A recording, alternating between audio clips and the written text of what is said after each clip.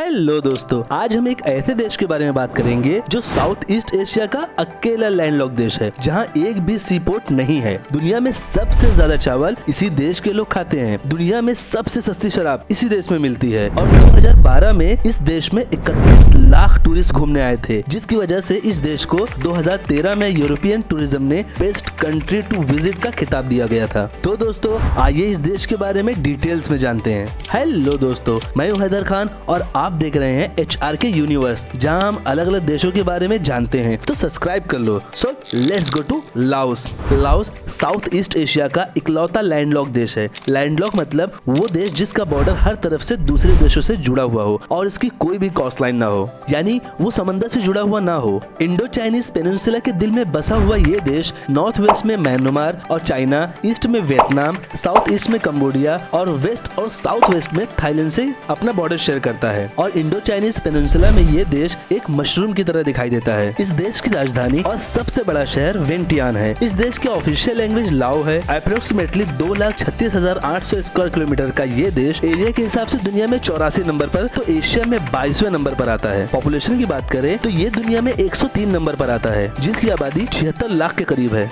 Religion की बात करें तो अप्रोक्सीमेटली 66% लोग बौद्ध धर्म को मानने वाले हैं, 30% लोग ताई फोक रिलीजन को मानते हैं, 1.5% क्रिश्चियन, 0.2% इस्लाम और 0.1% यहूदी के साथ साथ 1.6% दूसरे धर्मों को मानने वाले हैं। यहाँ की करेंसी ल्यूशियन किप है। इस देश की करेंसी बहुत छोटी है। भारत का 1 रुपया 233 ल्यूशियन किप के बराबर होता है। लिटरेसिटी की बात करें तो यहाँ पर 87% लोग पढ़े लिखे हैं। जिस तरह नीदरलैंड में दुनिया के सबसे ज्यादा लंबे यानी ऊंचे कद वाले लोग पाए जाते हैं, उसी तरह लाओस में दुनिया के सबसे ज्यादा नाटे यानी छोटे कद वाले लोग पाए जाते हैं। लाओस चाइना, क्यूबा, वियतनाम और नॉर्थ कोरिया के बाद दुनिया के उन 5 देशों में आता है जो कम्युनिस्ट कंट्रीज हैं। लाओस बहुत ही खूबसूरत जगह है, जहाँ के खूबसूरत और घने जंगल, उबड़ खाबड़ पहाड़, यहाँ के लोग और यहाँ पर छुपे कई रहस्य आपको यहाँ आने पर मजबूर कर देंगे। इस देश में म्यूजियम, रेस्टोरेंट और इस देश में कई ऐसी जगह है जहाँ पर पार्टी हब है।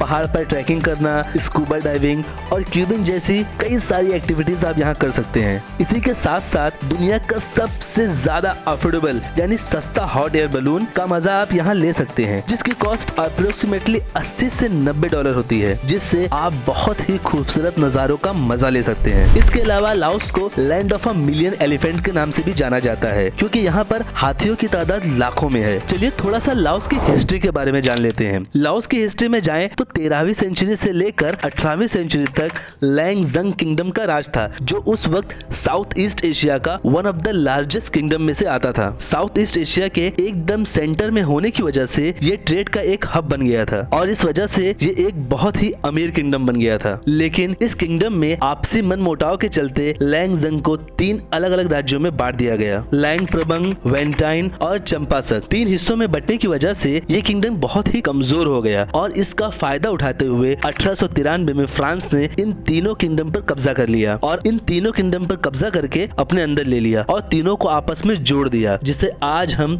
लाओस के नाम से जानते हैं। लाओस ने 1945 में सेकेंड वर्ल्ड वॉर के दौरान फ्रांस से आजादी हासिल की, लेकिन उसी वक्त जापान ने इस पर कब्जा कर लिया और 1949 में जापान ने लाओस को रिलीज कर दिया और अगेन फ्रांस ने लाओस को अपने कंट्रोल में ले लिया और फाइनली 1953 में लाओस ने आजादी हासिल की। आइए दोस्तों, आप जानते हैं लाओस के बारे में कुछ ऐसी बातें जो शायद आप नहीं जानते होंगे। लाओस में एक ऐसी जगह है जहाँ पर किसी का भी जाना मना है। दरअसल बात यह है कि वियतनाम वॉर के दौरान अमेरिका ने नॉर्थ वियतनामीज के सप्लाई के रास्तों को बंद करने के लिए लाओस पर बहुत ही बुरे तरीके से बम गिराए थे। लाओस में अमेरिका ने लगभग 20 लाख से ज्यादा बम गिराए, जो कि इतिहास में किसी भी देश में बम गिराए जाने में सबसे ज्यादा है। लेकिन इन बॉम्ब्स में 1/3 बम कभी फटे ही नहीं, जिसकी वजह से आज भी बहुत सारे जिंदा बम इस देश में हैं, जो कभी भी फट सकते हैं। इसलिए उन जगहों पर गवर्नमेंट ने लोगों के जाने पर बैन लगाए हुए हैं, जिसे द प्लान ऑफ जार्स कहा जाता है, जहां आप कदीम जमाने यानी आयरन एज के पत्थरों के जार हजारों की तादाद में देख सकते हैं। कहते हैं कि उस जमाने में इन जार्स का इस्तेमाल मुर्दों को रखने के लिए किया जाता था, क्योंकि इंसानों के जले हुए बॉडी के कुछ हिस्से इनमें पाए गए हैं। लेकिन आज तक पूरे यकीन से कोई नहीं कह पाया है कि आखिर इन जार का इस्तेमाल किस लिए किया जाता था और इसे 2019 में यूनेस्को वर्ल्ड हेरिटेज साइट में शामिल कर लिया गया है। इस देश में एक बहुत ही अजीब और बहुत बड़ी गुफा है। एक्चुअली वियतनाम वॉर के दौरान जंग से बचने के लिए बहुत सारे लोग इस इस गुफा में जाके रहने लगे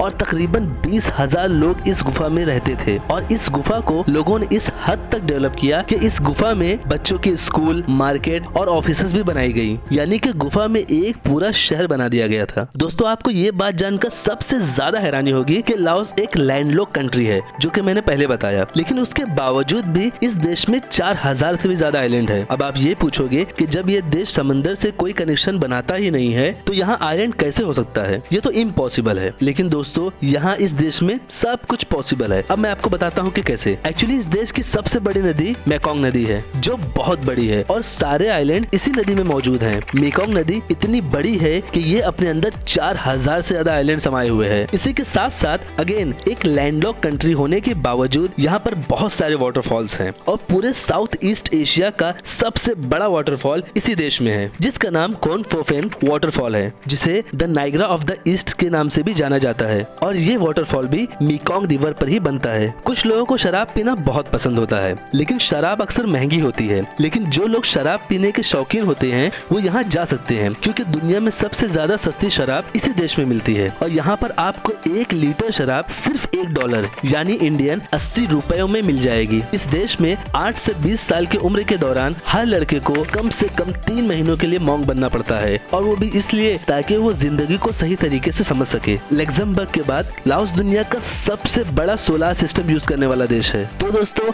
आपको लाओस देश के बारे में जानकर कैसा लगा? मुझे यकीन है कि बहुत सारी बातें आप नहीं जानते थे और आपने यहाँ इस वीडियो में सीखी। तो हमारे चैनल को सब्सक्राइब कीजिए और वीडियो को लाइक कर दीजिए, हमें बहुत अच्छा लगता है। वीडियो को अपने दोस्तों में शेयर कीजिए और कमेंट में हमें बताइए कि आप और किन देशों के बारे में जानना चाहते हैं, या आपका कोई डाउट है तो वो भी हमें कमेंट में जरूर बताइए। And lastly, thanks for watching.